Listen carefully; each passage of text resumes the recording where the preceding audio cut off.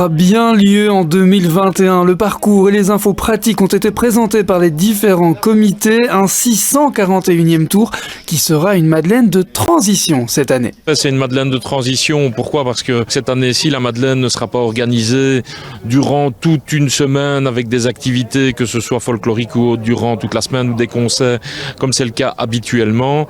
Nous aurons la Madeleine qui se tiendra sur 2 jours principalement, le dimanche et le lundi. Et au niveau du comité des fêtes, nous avons quand même organisé le champ de foire qui lui restera toute la semaine du vendredi 16 juillet au jeudi 22 juillet.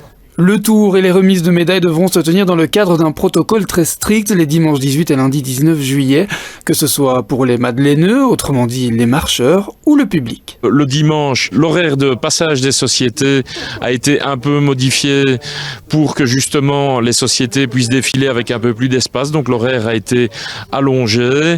Aussi, il y a certains lieux de passage auxquels nous ne nous arrêterons pas, comme c'est d'habitude, pour éviter tout rassemblement de personnes qui viendraient voir la parade habituelle.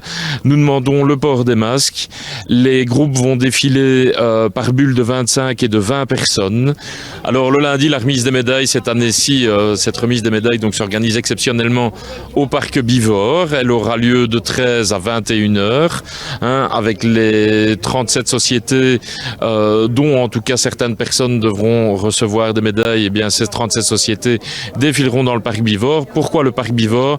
Parce que l'accès se fera par la rue Wattelas et la sortie des sociétés se fera par la rue Bivort pour effectivement éviter tout croisement important. La tenue de ce tour de la Madeleine est aussi un appel lancé pour la survie des folklores locaux. Le folklore, c'est les racines d'une région, c'est aussi les racines des personnes qui y participent. C'est pour cela que nous lançons véritablement un appel, surtout après ces 2 années de crise, où le folklore doit continuer à vivre, que ce soit à Jumet ou dans d'autres communes où ce folklore est présent. Et donc il est véritablement important que les solidarités, que ce soit avec les autorités communales ou avec nos partenaires ou même des autorités autres, il est véritablement important que ces solidarités puissent continuer à exister et se renforcent encore.